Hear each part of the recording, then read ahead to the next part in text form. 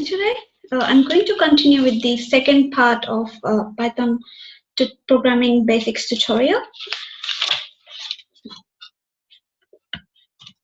Previously on the tutorial one, we saw some basic data types like numbers, strings, lists, and how to deal with them and write the basic syntax with them, and also writing a basic syntax for a simple function.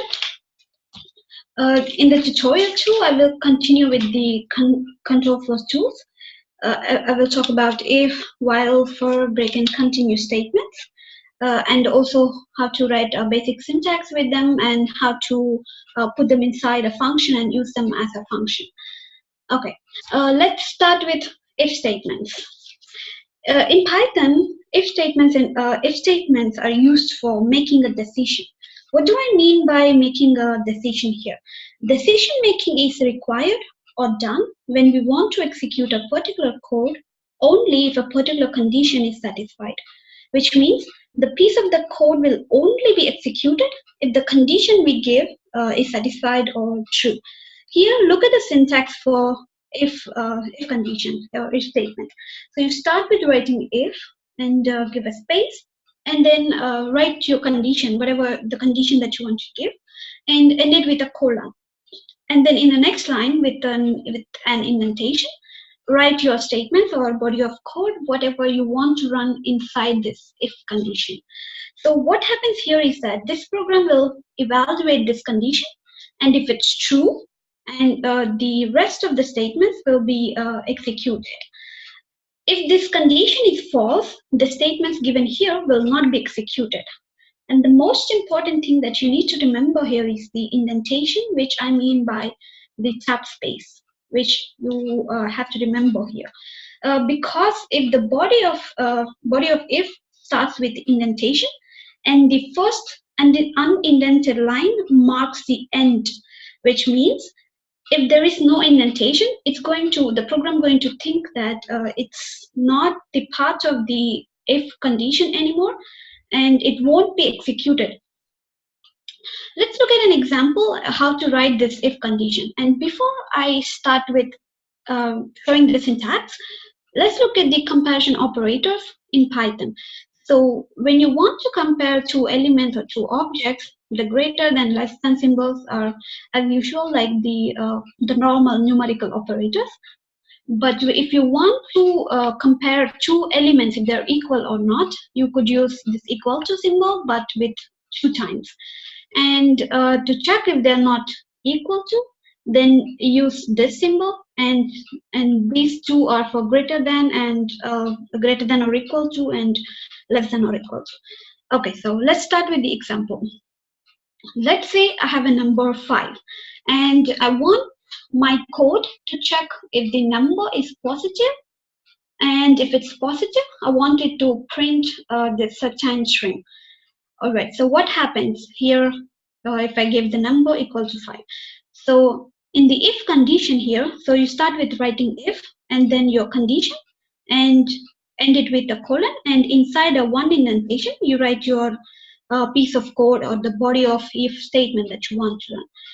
So now I gave my number as 5. This will be evaluated here in the condition. So is it true? If it's true, it's going to print me the string.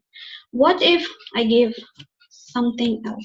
So now the condition is false because it's obviously less than 0. So this code will not be executed anymore because the condition what we have given here is false. Let's try it with again some positive number. So now it says it's a positive number. So this is how you write a basic if statement for. Okay, so this is how you write a basic statement.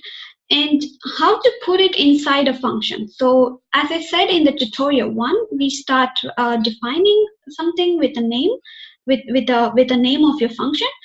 So you define it, and then you give a name of your function, and then inside a parenthesis, you write your parameters.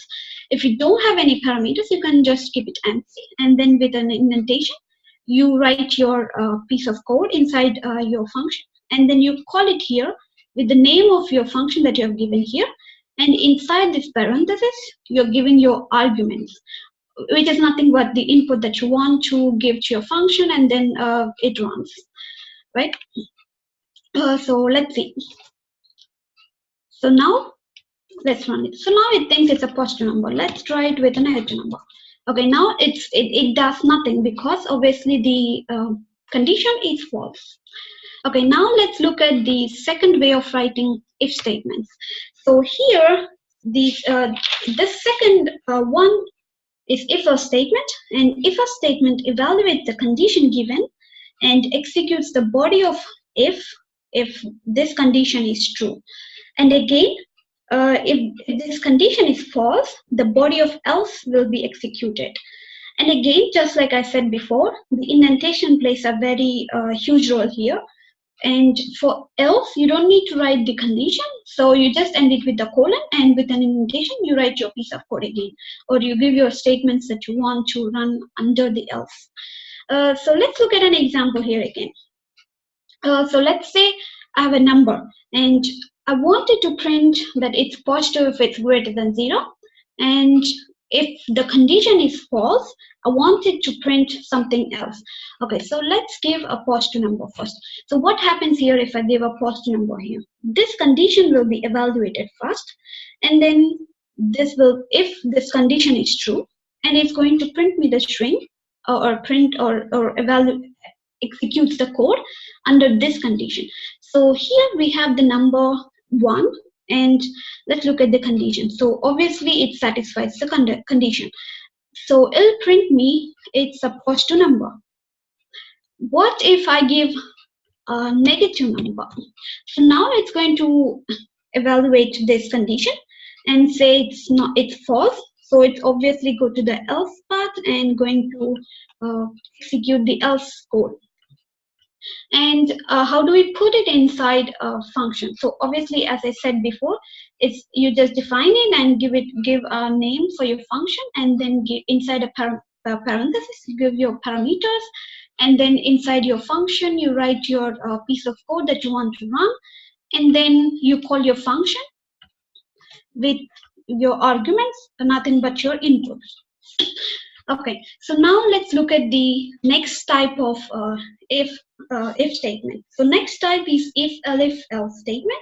The if is a short for else if. So we could check or have multiple conditions by using this type of statement.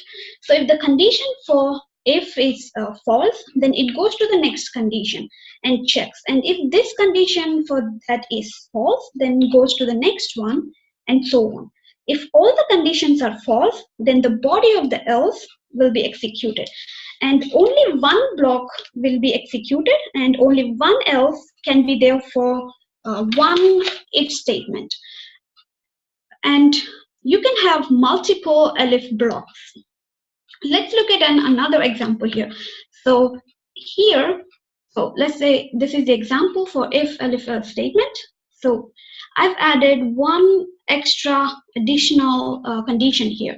So if I give, for example, a positive number, what happens here? So obviously, first it's going to check this condition. And if this condition is true, this piece of code will be executed. So let's run it. So now, obviously, this is 1, which is greater than 0. So this loop, this condition was executed, this piece of code was executed and given me that it's a positive number. Let's say I give 0. What happens now? This condition will be checked first. Say it's false. Then it goes to the next condition and then checks. Yes, it's correct. So now it's going to execute the second part of the code and gives me 0. What if I give a negative number? So it's going to check the first condition, second condition, and say those two are false. So it goes to obviously the else part and going to print me the body of else. So it says it's a negative number. And write it into a function. It's exactly the same like the other if statements. You just put them inside your function after defining a function, and then give your parameters, and then call it using your arguments. Okay, so let's look at the next type of statement. So for loop in Python is used to iterate over a sequence like a list, a tuple, a string, or any other iterable objects. So and it's going to iterate in the order that they appear in the sequence.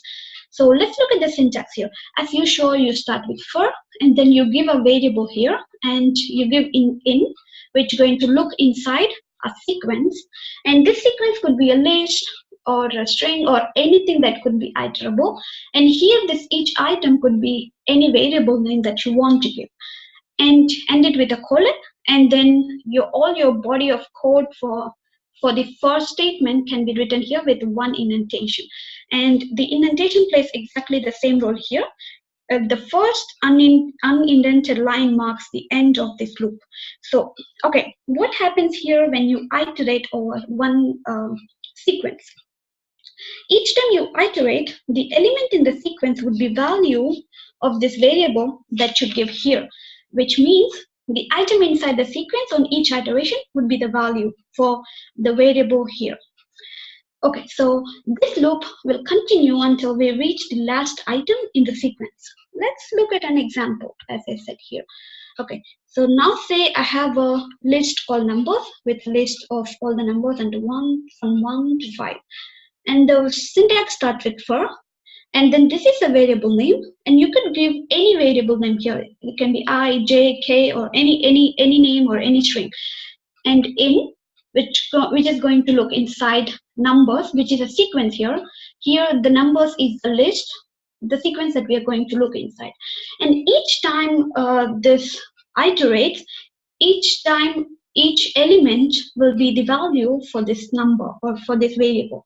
So each time it's going to take number and going to operate this function, operate this code. It's going to execute this code and going to print me the value. So for example, in first iterate, it's going to take the element as 1, the value for number is 1, and then going to do the 1 to the power of 1, and then going to print me. And in the next iteration, it's going to take 2, and again, it's going to do the 2 to the power of 2, and then going to print the value of 2. And then again, it's going to take the 3, and so on. It's going to continue until the end of the sequence. And to write a function with this, you just put the code inside your function by defining it with the name of the with a name, and inside parameter inside the parentheses you give your name of the or you give your parameters, and then you call your function with the input or your argument this way. Okay, so there is another function that comes very handy when you deal with this for loop. The range function generates a sequence of numbers. For example, here if you could see the range of 10, it's going to generate numbers from 0 to 9, which are 10 numbers or 10 elements. We can also define the start, stop, and a step size for the range of this function. And if we don't provide a step size, the default is set to 1. And we can also use this range function in for loop to iterate through a sequence of numbers. And it can also be combined with a function called length to iterate through a sequence using indexing. So now let's look at an example how we can use this range for the for loop. So let's say we start with for, and then I could be the variable, could be anything. This could be any variable name that you want to give, and inside and use a range.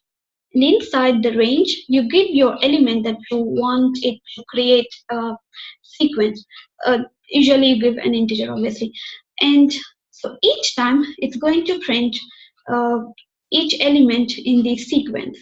So this will print me from 0 to 2, which are 3 elements. For example, if I give 4, it's going to print me from 0 to 3, which are 4 elements. And I've also mentioned that you can define start and stop, and also the step size.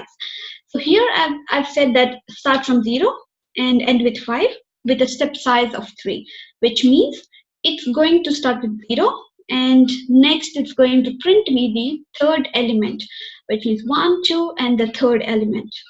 and going to end it already because there's not enough elements to go through the step size. And I also mentioned that if you don't provide any step size, default is going to set the step size to 1. So which means it's just going to give you the numbers in sequence by setting the step size as 1. Okay, so this is how you can use a range function when you want to loop through a sequence of numbers. And the next control flow through is while statement. The while loop in Python is used to iterate over a block of code as long as the condition is true. So the program will be stopped if the given condition is false. So when do we generally use this loop?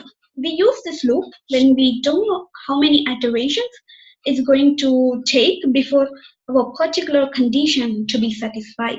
In such cases, we use this loop. Okay, let's look at a syntax here. As usual, you write while, or you start with while and give a little bit of space here and then write your condition and end with a colon. And in the next line, you write your body of code with an indentation. And the indentation works exactly the same like the other loops. There has to be an indentation for the program to recognize that these statements comes under this while loop.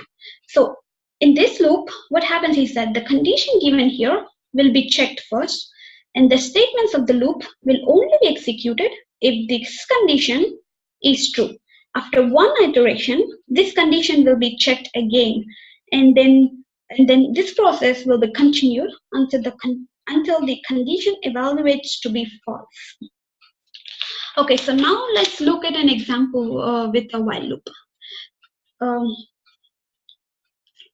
Okay, so here I have a count initialized with 0. And I want my code to check this count each time and then print me the count values. Okay, so I've given here I want my code to check that count always has to be less than 2, which means in the first iteration it's going to check that if the count is less than 2 or not. So in the first iteration, it checks and it's true, so it's going to run the loop. And what happens here is the count is going to add, so it's going to add this 0 with 1, and then updates this count value to 1 again, and then prints me 1. And now, since it's updated, now the count value had become 1. Again, in the next iteration, it's going to check if this count 1 is less than 2 or not.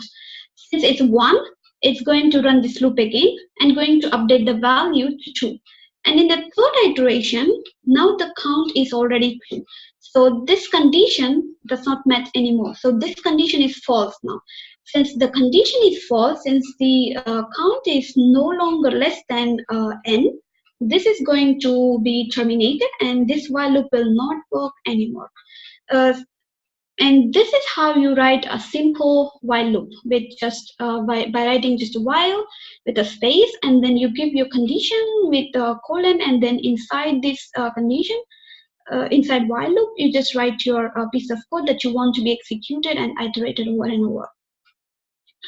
Okay, so now let's look at let's continue with the break statements. In Python, break and continue statements can alter the flow of a normal loop. Till now, what we have seen here is that loops iterate over a block of code until our condition is false. But sometimes we want to terminate or stop our current iteration or the whole loop without checking or disregarding the condition, which means even though the condition is true or satisfied, we still want to terminate the loop. So the break and continue statements are used in such cases. So in Python, the break statement terminates the loop in which it is present. So if a break statement is inside a nested loop, which is loop inside another loop, the break will terminate the innermost loop, but the outer loop will still be run. So the syntax is nothing but just writing a break like this when you want or where you want. Okay, so let's look at an example where you could use this break this very good use break statement. So for example, in while loop, we could go condition as true. In while loops, you can give condition as true, which means our condition is always true. And this loop will run forever, which is an infinite loop until we stop it. So it's going to run forever until we stop it. Okay, and we use it when we don't know how many iterations it takes for it to satisfy our condition.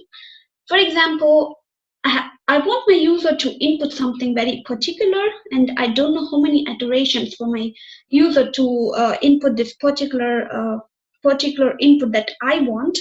In such cases, I can use this while loop and run forever until the particular condition is met, which means when the user input if the user inputs something that I want, then the loop will be terminated.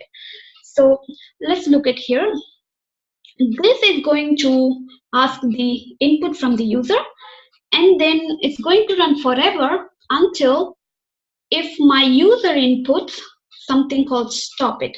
That's right. So now this is going to run forever until I stop it, and it can only be stopped if I write something stop it, which I've already given here. So in such cases like this, you can use break statements, but you can also use it in other control flow tools, not just while. So this is just one example where you could use it. Okay, so now let's continue with the continue statement. In Python, the continue statement is used to skip the rest of the code inside a loop for the current iteration only. So the syntax is just continue as shown here, and so you just put wherever you want you want your code to skip the rest of the code and continues to the next iteration. Okay, let's look at an example.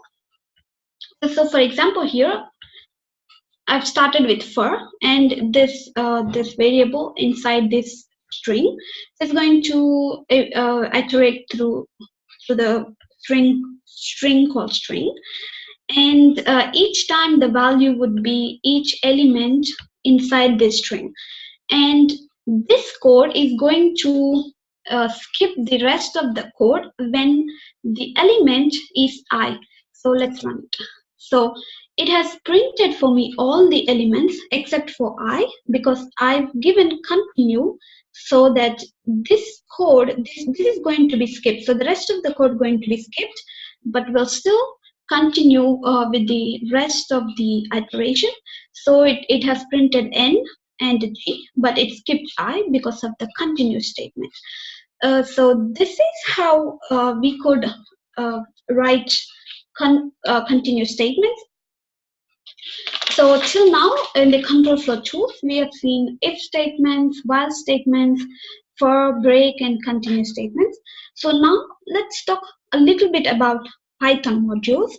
Python modules are the libraries of code, and you can import them using import statement by writing your import, and then you just write your module name, whatever you want to import, and then this is going to import the module.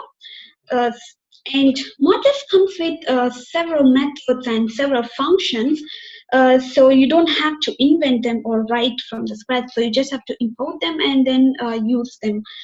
So to install the Python modules, you can just go to your console, and then in that you just type python -m pip install, and whatever the module name that you want to install, just write the module name, and this is going to install it.